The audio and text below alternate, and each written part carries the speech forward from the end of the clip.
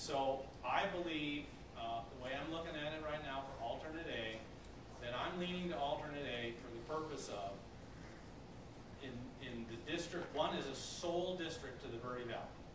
There's no way there's any kind of oversight from Prescott Valley getting into that district, or Prescott.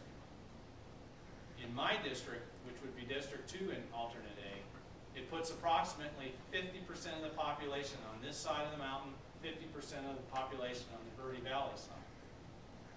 That gives the opportunity for someone who is very strong for the Verde Valley to run over here, or vice versa. It does not make it lopsided. That's the only problem I had with C, is it makes it lopsided that the folks that are being represented, over 20,000 people in Prescott Valley, their chances of ever having that representation is nil. So alternate A actually makes it so it's a fair chance for both sides. And with that, I have notes and notes and notes here. A few other things is, the most of the respondents, 450 plus, to me, unfortunately, means there's 211,000 people in Yavapai County plus, and there's 450 plus respondents. I surely wish more folks would have gotten involved. And I surely wish that more people will get involved with our legislative districts and our CDs, because that is another very important step.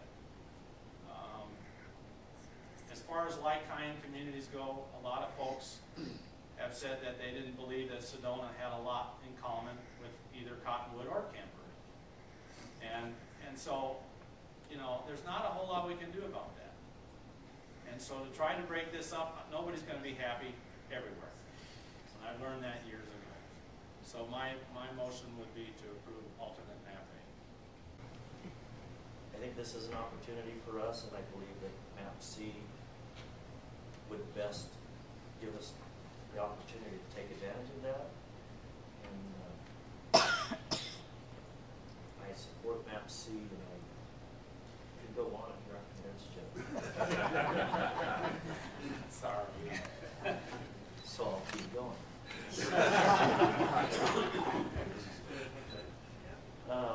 Equal mix of unincorporated and incorporated communities, equal blend of urban rural, pulls together the entire interest of Yavapai County.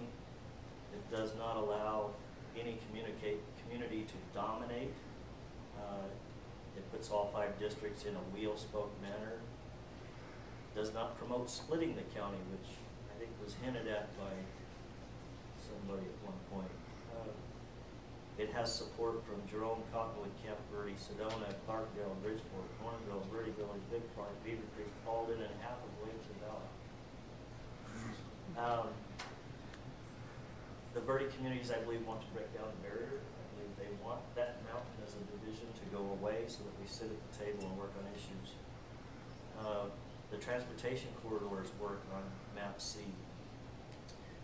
It keeps communities of interest. Fair representation for all of Yavapai County. We're all 5 districts centrally located, equalized population, long-term team building, forces the 5 to work together towards collaboration and teamwork. There are no fiefdoms, good for all. No district owns a seat, and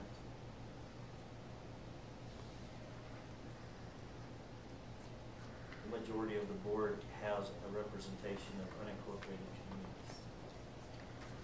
We attempted, I think at first, I had hoped that the supervisors would stay out of it and try to get the public comments, let's say, unaffected by supervisors' personal choices. That worked for only a very short time, and ultimately we did have supervisors involved in the public process, which frankly I'm very disappointed in that phase of the process, because I felt that maybe we could have gotten maybe a little different type of perspective had people on their own been able to come up with recommendations. I'm a little disappointed too in the remarks about the them and the us, because I think if there's one thing that this board and I believe previous boards have tried to do is try to make sure that the Verde Valley, which has a third of the population, got a fair shake in everything that this Board of Supervisors has done. And I think if you look very closely at the road improvement projects, Highway 260 as an example, if you look at all of the new buildings, the new courthouse in Camp Verde, the jail, all of the jail improvements, all of the new health building that Supervisor Thurman mentioned, I think, and we have, if you add up all of the improvements that we have done in the Verde Valley, not just this board, but previous boards, you will find that we have virtually duplicated the seat of county government in the Verde Valley.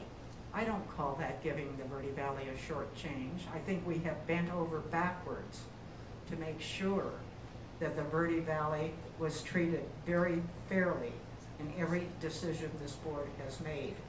So unfortunately, I think that probably it is the water issue more than anything else that has caused the them and us discussions.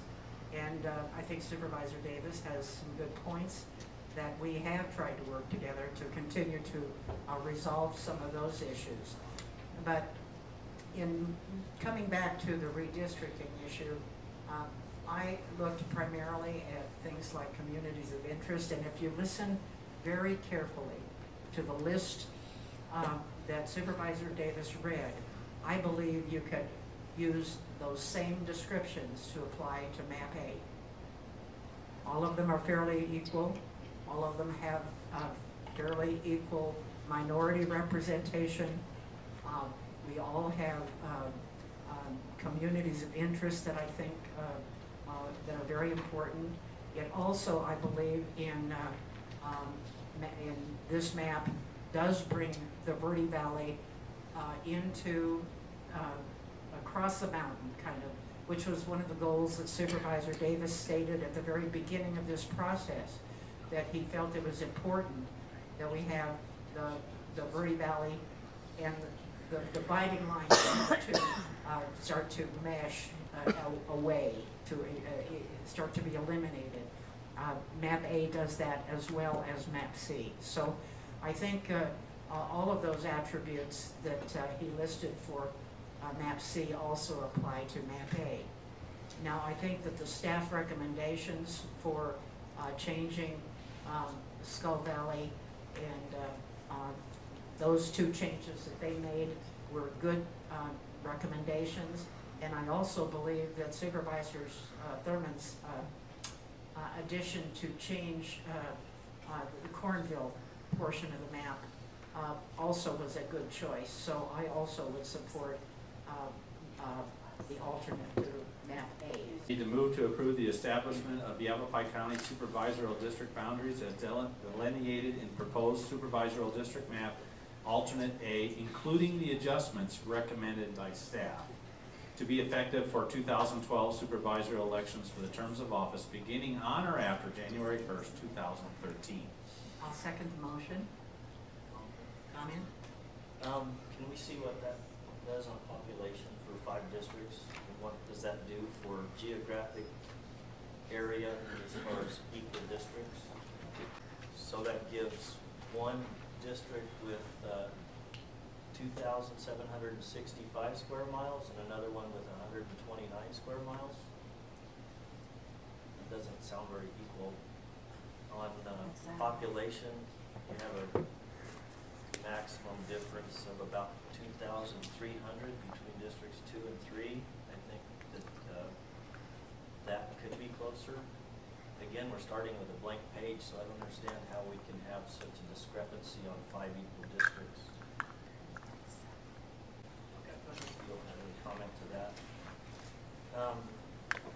Julie or Dave, or anyone on the committee, what does the Department of Justice process value as? For instance, if we come out and state that our public process is going to go out to the public, seek public input, and then we take that information and we throw it out the window and do what we wanted to do the day we had our hand in drawing the map anyway. In the process, just a quick reminder, today we had 27 verbal testimonies in regards to favor of map C. We had 7 written in favor of map C. We had 5 in favor of map A. On the municipalities that you all referred to, we had 5 municipalities that favored map C. We had 4 that favored map A. On the survey, that was the public comment portion, we had 46% in Yavapai County as a whole, 46% in map C, 21% in map A. And the groups that you mentioned, such as the Yavapai Contractors Association, etc., we had 6 that sent in support of map C, and we had 3 sent in favor of map A. My point being is public process and due process. I don't believe that we're following the majority of what the folks in Yavapai County have said. Well, I will comment to that because I do believe that this has been a very public process. It didn't need to be. We are not required by law to hold public meetings. We held them for the purpose of getting public input and having all of you look at the maps, and we have gone through that process. This process has been public, and I think that there has been, again, to reiterate my earlier comment, I believe if the supervisors had not gotten involved personally in that public hearing process, we wouldn't have had so much lobbying going on, and I think that you've done a good job at doing that, and we had a good response, and I appreciate all the people from the Verde Valley who came out to the public meetings, who came here today, and who are there in Cottonwood. I think it's great, and unfortunately, I didn't participate at all in trying to get people to come out to this meeting. So, it's Supervisor Thurman, I don't know what you did with regard, I know you talked to the public. So I'm not judging the response of our public opinion as to who showed up here today. We are elected to represent every one of those 211,000 people, not just the people who showed up here or filled out comment forms. Did you have your finger in the design of map A? Yes, I did. So that's where we're equal, because I didn't have my finger in drawing any of the maps because I allowed the independent staff process to take that place. So you independently had your finger in the design of map A, so you knew how you were going to vote on this day, so you didn't care to venture out and do public comments or tell people how you felt because you knew how you'd vote, and you knew the 3 of us make the decision, so it doesn't really give a darn what anybody thinks. So Well, that's your opinion.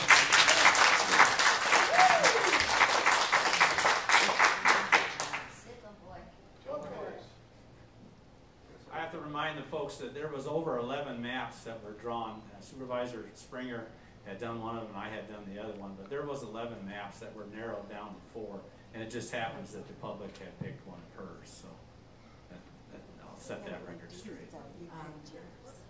With that, I will call for the motion. So, all those in favor signify by saying aye. Aye. Aye. Those opposed? Nay. By a vote of 2 to 1, the motion carries.